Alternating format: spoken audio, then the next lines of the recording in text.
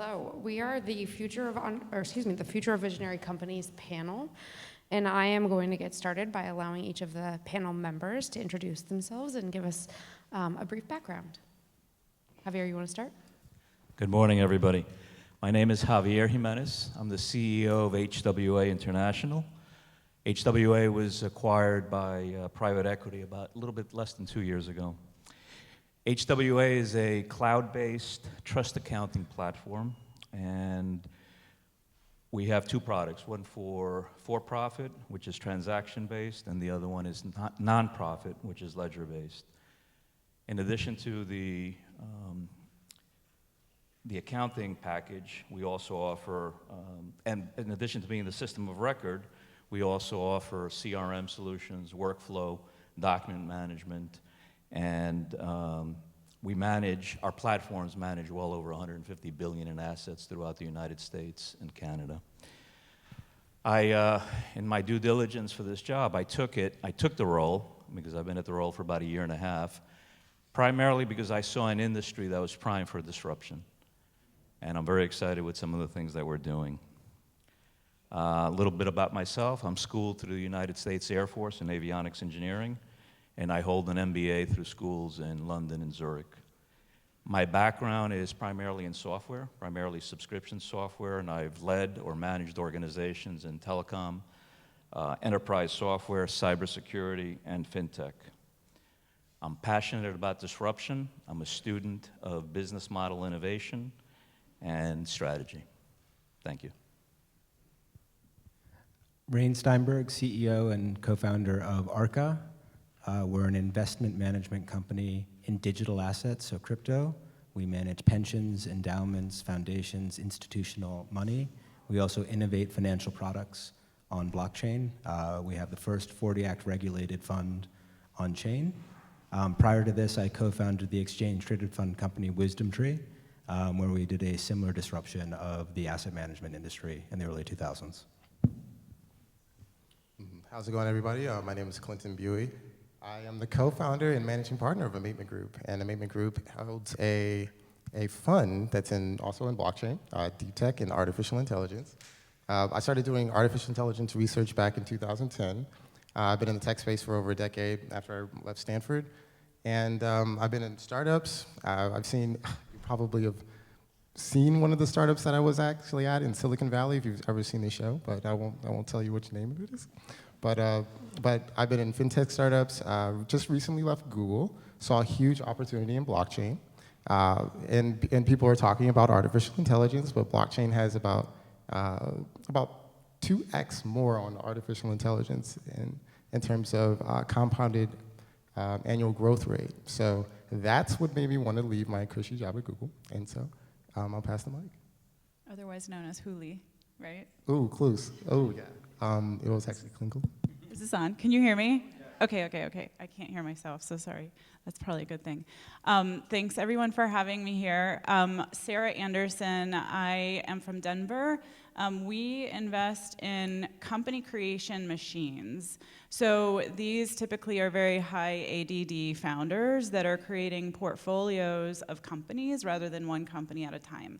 This is how Moderna was created, as an example. They exist in the biotech field, tech, deep sciences, and materials. I've been an allocator in venture, early stage, late stage, and everything in between for the past 10, 12 years. It's a fascinating space, and I'm very excited to be up here with everyone today. Good morning, everyone. My name is Kimberly Gibson. I am the ecosystem director for an organization called AmateMint. AmateMint is the largest public-private partnership to support the adoption and acceleration of additive manufacturing as a technology into the defense industrial base. So my direct employer is the Department of Defense. And I share that because I know that's a unique kind of thing here on our panel, and Caitlin thought it would be kind of cool if I highlighted that a little bit. I guess a little bit about me. I have 30 years in government service as a doing different things, mostly just trying to be that lubricant between the really difficult problems that need solved and the private sector, who really is the place where it gets solved. And a while ago, I left all of that and decided I really wanted to work in manufacturing. And that came, I'm from Ohio, and that's where we make a lot of things. Ohio. You know, we extrude rubber, we bend metal, we stamp and form and create the backbone of the entire nation. And so I was at a situation where I was in politics for years, working for the governor of Ohio during the 2008 recession, when every person was calling, every company, Ford, GM, Chrysler, all of the auto companies, and many, many others calling for money. We lost 200,000 jobs in our state in a year. 200,000 jobs in a year. And I'm his advisor on all this stuff, and I'm like, what do you do, right? And so that motivated me to leave government and go into the private sector and start focusing on solving problems that mattered, but doing it with a different mindset. And so I'm excited to be with you today to share some of what I've learned on one very specific technology. Thank you. Thank you all. Kimberly at America Makes and Javier at HWA International, you both specialize in areas where software adoption can be met with reluctance. How have you gone about overcoming the reluctance and accelerated the adoption of new technology? So my responses will frame or be based on my experience with family offices in the United States and Canada. And I think it's important to understand why there is resistance. Obviously, the adoption there's not a silver bullet. It's not something that happens overnight. It's a process. But in order to understand why are there these obstacles to adapt or adopt new technology, it's, as you look at some family offices, it's, well, that's the way it's always been done. And so there's that resistance to change. And then the other factor is that family offices, for the most part, do things different than other organizations. Each family office is different in the way they do their business, the way they approvals and reports and so forth. And so you have not only the challenge of overcoming resistance to change, you also have the challenge of finding software solutions that will adapt to the way they operate. And it's also important to understand what is it that needs to change. And in most cases, it's the technological and operational inefficiencies that exist within the family offices. So for example, in many cases, family offices are slow to adapt integrated trust systems or document management or CRM or workflow. And in many cases, all this is done manually through Excels and paper trails, and it becomes a nightmare. You also have the lack of data analytics tools. And the other important factor is data fragmentation and adds security risks. Family offices are dealing with a lot of sensitive data. And so it becomes very important to have processes that manage this data. And then last, on the technological inefficiencies, we see inefficient communication and collaboration.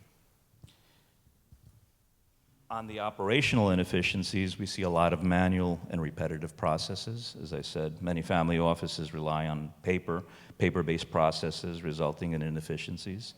You also have the lack of standardization and automation. There's an absence of standardized processes and automation, which exacerbate the operational inefficiencies.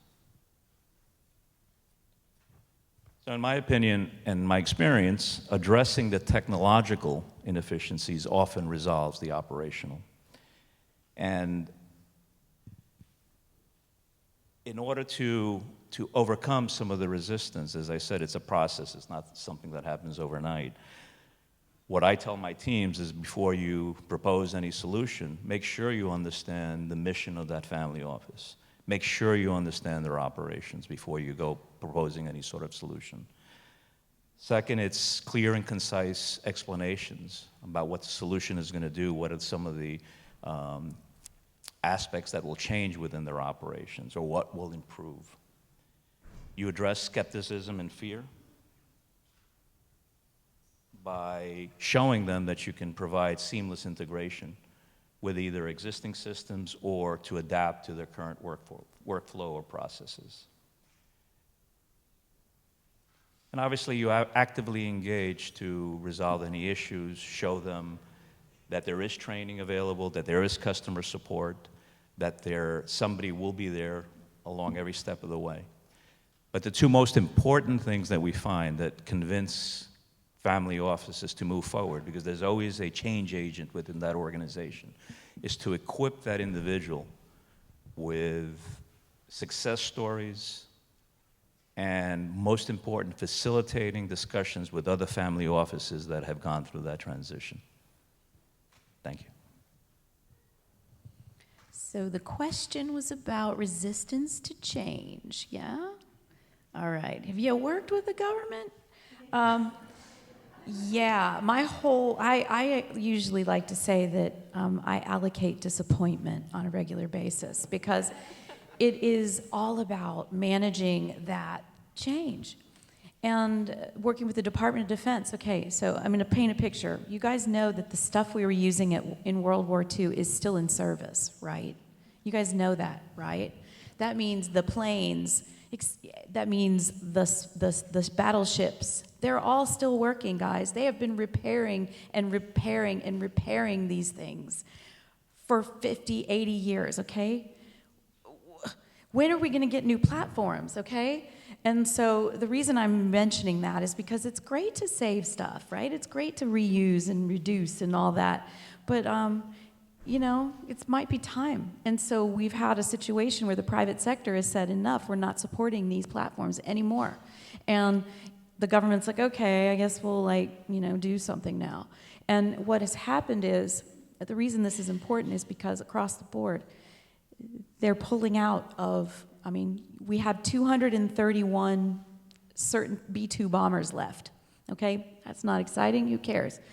The conversations I'm having is, do we send those to the Ukraine, or do we repair them and keep them in service? I'm like, are you serious? What are you gonna do with those things? We're on to spaceships now. We have a Space Force now. We're trying to protect, the planet, I guess, from asteroids. I'm not really sure what we're protecting it from yet, but although there were some reports in Arizona last week. So the world is crazy. So I don't know about you, but I want the capability to be able to make anything I want on demand whenever I need it. And the most promise that any technology we have had in a few centuries is additive manufacturing, 3D printing, the ability to make something where you are with what you have, and the ability to not ship that thing all over the place, but to make it where you are. And when you think about building a house, you can print from the soil that is there. Can you, there's research that needs to go on to make it better, but that can happen. Instead of shipping, plastic pieces all around, just, recycle the polymer that you have in the landfill already, 3D print the thing you want right where you are. So it's a whole new mindset, a whole new platform. And when I think about resistance to change, I will say to you that the resistance is only in cover my own rear end in the side of the government. Everybody is moving toward this. In fact, a couple of numbers for you, because this is a number code. So in the FY24 presidential defense budget, $6 billion has been allocated for defense industrial base for the supply chain. $6 billion. I'm going to just give you some fun numbers. $2.6 billion is for microelectronics. You guys know what that is. This is a smart group. $125 million for batteries and energy storage. $177 million for castings and forgings. Okay, this is heavy industry. This is the way absolutely everything gets made. Anything big gets made like that. $177 million. And then $253 million, and I know we have somebody in the room who cares about this, $253 million for strategic and critical materials. Rare earths, the thing that's gonna be the deciding factor in a lot of innovation that has been talked about here today. So $6 billion, this one budget is pumping out just for this stuff. So the government's listening, they're doing stuff. They're doing a lot of stuff, but they can't get out of their own way. And one of the reasons I was so excited to get here to meet you was that this doesn't happen without you. The government's going to spend $6 billion to de-risk modernization of the entire manufacturing supply base. Without you, without the family offices, without venture capital, I don't know how long those investments languish. I don't know how far they can go without you. And I'm here because it is a matter of our way of life and our national security that we have these things.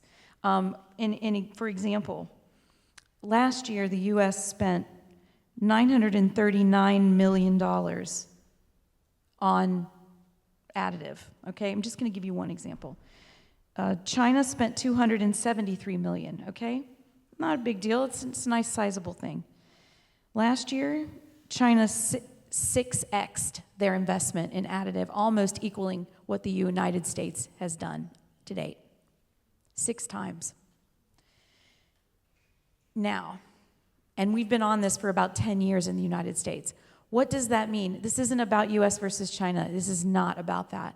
What it is about is us as a nation deciding who we want to be, deciding what we want to invest in, and engaging all of you people, wherever you're from, because we have a lot of international people here, engaging us in a understanding of what innovation looks like for our future, and making sure that we're making the right choices that protect our planet, more sustainable kinds of investments such as Richard discussed, but also just being deliberate. Can we mine those landfills for new materials? Can we take those 231 bombers that we're not going to use anymore and disassemble them and repurpose all of that material for the future? So those are the kinds of things that I'm seeing. Those are the kind of technologies that are in the offering, and those are the kind of investments and support that's going to be needed from all of you in the very near future. Thank you. Thank you, Kimberly and Javier. Sarah, with your experience at Vault Fund, and Clinton, your experience at AmateMint Group, you are seeing companies at very early stages and investing in blockchain and deep technology. What do you think are going to be the key investment trends and investment opportunities over the next few years? I guess I'll go second. Yeah. Go second. Nice. Okay. So one of the things that we've been hearing a lot about AI today, and I think clearly, but one of the things that hasn't gotten enough attention is what AI is going to do to innovation and adoption, right? So to Javier's and Kim's point, innovate or die has never been truer today. The challenge is, so Moore's law has been in existence, I think, since like the 1960s. And that has to do with the speed of computing power. We'll double every 2 years, computers will get cheaper. What we're seeing now is Moore's law is actually breaking. And the challenge is the adoption curve is getting so fast that it is eclipsing our ability as humans to compute. But as humans, we have a natural tendency to want to react to things. So we become a very reactive species versus a very proactive species. And to your point about innovation trends and visionary companies have always been proactive, defining what the future should look like. So I would say a trend that we are seeing is the speed at which innovation has to occur. Or, like what we're seeing in the marketplace right now, there's going to be a lot of death, right? Death of companies, death of technologies, death of jobs.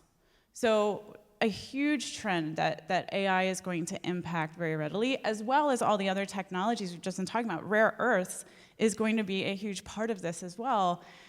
The speed of adoption has to be faster. And we as humans are going to have to get comfortable with that. For instance, how many people in this room have tried ChatGPT? How many people have tried Bard? How many people are incorporating, sorry, last question. How many people are incorporating it into your daily workflow?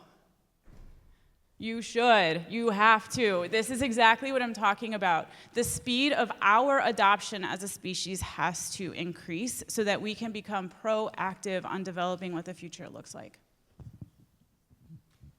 Clinton? Yeah, very nice. So I think that there's a couple ways of looking at it, right? Like, so when we look at innovation and from what we're seeing in terms of seed stage companies, we're seeing extremely large seed rounds. And the reason for this is because some of this technology takes a lot of capital and resources to get off the ground. And I want to kind of like take a step back, kind of go through history, kind of tell my own personal story, and then kind of come back to this a little bit. But when I was at General Electric Research, it's one of the first industrial research labs and the longest running industrial research labs, there was just this play money that people could have to be able to just like innovate and research and just kind of put out the latest, greatest technologies. Xerox was one of them. A lot of these have kind of gone away over the past few decades. And the reason for this is that they couldn't find a business case. You know, like they couldn't find a business case for the next few quarters. They couldn't find a business case for the next year. And so they scrapped. Xerox had some of the most beautiful technology and didn't capitalize on hardly any of it, right? And now they're completely gone. And so what we're seeing now is these really large seed rounds where people are like, no, actually, we need to put a lot of capital and resources towards bringing this technology to the forefront. And the second thing that we're also seeing is a lot of privatization and nonprofits. Like OpenAI was a nonprofit. They just knew that they just needed the time, and then eventually you're going to come up with like one of the best large language models in the world. They just knew they needed time, but they knew they just didn't. You just didn't need to worry about revenue right now. Like, give us some time. Eventually, we're going to get there. And when I was doing research, that was the same thing that was happening. Like, we just knew in 5 to 10 years, driverless cars were going to be on. We just knew it.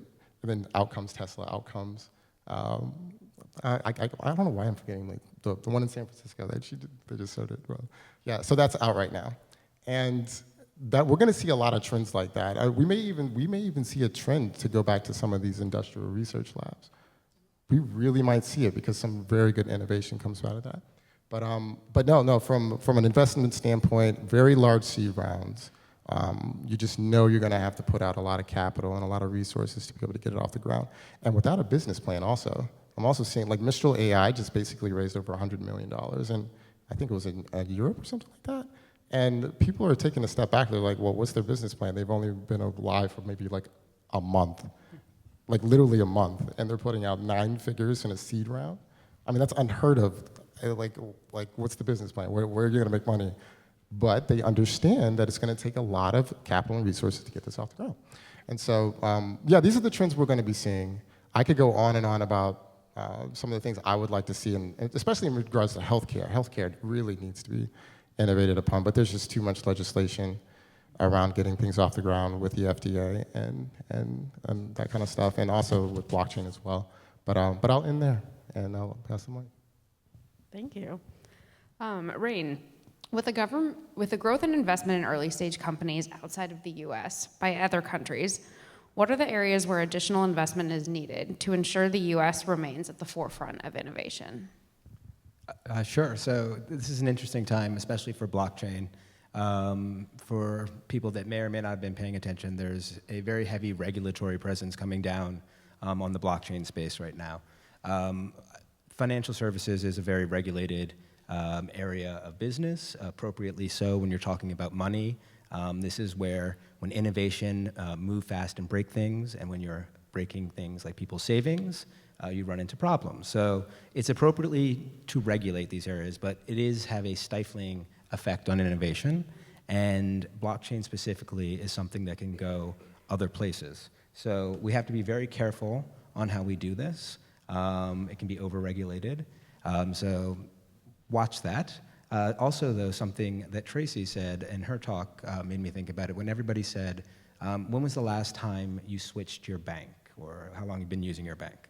Well, my bank was just recently switched for me. We were Signature, and we still don't know why Signature went out of business, and there's a big mystery, but it might be because they were blockchain friendly, who knows? But what's interesting, when you talk about money and innovation and ideas, is it's about the adoption of the idea, and we're talking about resistance of things like that, and you're often talking about cognitive dissonance and stuff like that. So when we talk to people about blockchain and money and things like that, to even entertain the idea of blockchain, you have to be entertaining the idea that your money is unsafe. So this is why you get a very binary reaction. So it's much easier to think about this blockchain, crypto, has no value, that's fine because all my money is safe over here, because if you even think it has any value, you have to entertain the idea that all this other stuff that you think is very valuable might have no value. So that's a very unsettling idea. So you have to be very gentle in the way you approach that. The regional banking crisis just made people think all of a sudden, wait a minute, all my money's in banks. Now, a few months ago, that wasn't such a scary concept. Now, people are like, your money's in banks? That's crazy. So it's a very interesting time for this. We're seeing a regulatory push here in the United States, which is pushing a lot of innovation in my space offshore, and it can easily go. These are distributed teams, and we work very closely with the regulatory bodies because our clients are pensions, endowments, foundations, and we have a big tent approach. So it's important to bring them into it and show that they can achieve their regulatory goals with this.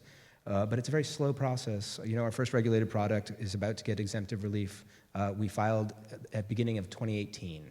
So you have to have a very patient approach. People in our space are not particularly patient. So I advise patience. Don't be afraid of regulation, but regulation, please don't kill us. And it can go overseas, so be careful. Yeah, I love to piggyback off of that because I also own a blockchain fund as well. And yeah, like Rayne said, regulation is what's stifling innovation in the United States of America right now.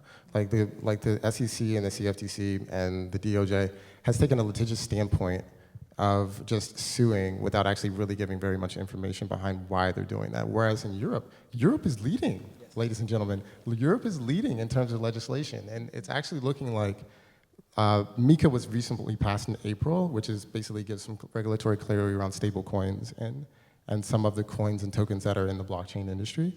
And so we are seeing also, we have we're basically starting an offshore fund for this particular reason. And so to Rayne's point, this regulatory front, I would have to say for AI as well, if regulation doesn't actually catch up and it's not up with the times, we could see some really, really do harm to consumers and to businesses as well. So I want to bring that up because having been in the government for like many years, the government sees its role as putting the foot on the accelerator of change, and I think that's what you're seeing. I'm not apologizing for it, but I think that as people who want to see... Did you say putting your foot on the accelerator of change? Or the brake. Okay, just making sure, brake. because I was like, if they're trying to put their foot on the accelerator of change... I meant it the other way, yeah, the thank other you. pedal. I'm really tired, but thank you. Basically putting the brake on. Preventing change because the citizenry can't handle it. I'm going to do this. Can't handle it. I think that if we could find a way to communicate better what the opportunity is and stop that, because we've got a lot of like cave people in the Congress and it's not going to get better. So I think we've got to find a way to communicate to their voters because communicating to them doesn't seem to be doing anything. And what happens when we become an off-planet species, guys? I mean, we're headed in that direction, right? So your comment, Sarah. So when we become an off-planet species, which is coming, what then? Does our Congress really matter at that point, Off-planet? Maybe Space not. Congress. Yes, Space Congress, the Galactic Federation. Yeah. I think we're all going to look like Wall-E. Remember Wall-E, that movie where it's like everybody? I like that movie. Yeah. I just want to add to, so venture has been global, still is global, and I think that innovation will happen where the talent resides, and that's naturally going to be global. So each country is going to have its strengths and weaknesses. There are geographic barriers in some cases that I think we need to be very careful about. So AI doesn't just exist in the ether. There are things that run AI. There is silicon, there are data centers, there is a whole industry of infrastructure that has to be built to run an AI system. That is going also through exponential growth. Where is that growth happening? Who's investing the most in the infrastructure layer to help those programs and systems proliferate? And I think we're taking our eye off the ball in a big way, focused on blockchain lawsuits and crypto lawsuits, I think erroneously, when there is a much bigger stake in my mind. So I think that's where the US really needs to focus more, is on the infrastructure layer of AI to ensure that we remain competitive. I agree with all those points. I'll add what's needed more is also collaboration with other countries. I think that's lacking. If you also take a look at seed money and funding for startups, that we need to make it a lot easier for startups to move forward with ideas. But when I look at it, the root cause from my standpoint, in my humble opinion, is education. We're going to need a pipeline of highly skilled scientists, mathematicians, and engineers. And I think one of the things the government has to do is address the cost of higher education. And to me, that's prime. And as a business leader, what I look for is developing my teams. Don't let them get comfortable with the technology they have. Force them to innovate. Force them to learn something new. And that'll help. And as a business leader, I stay up at nights trying to figure out how to increase an extra point or two into the R&D budget, just so I can continue with innovation. Can I add immigration to your policies that you'd like to change? Because look at the amazing people on this panel. 3 of you are from here, so it's amazing. Yeah, more. I wish there could be more collaboration on these things, than there is. There needs to be. I don't want to. We're not siloed humans, right? I wish we could get out of our box. Did you have anything to add, Rayne? One last thing, just though, on U.S. The idea of barriers. There's been a dollar hegemony world right now. Currency regimes generally last about this amount of time. That has been a big moat as a country. It may change, and we'd probably best behave with a little bit more, I don't know, humility and comedy of spirit, and not funny, the getting along type of comedy type of spirit. Thank you. 100%. We're done. Oh, that's it.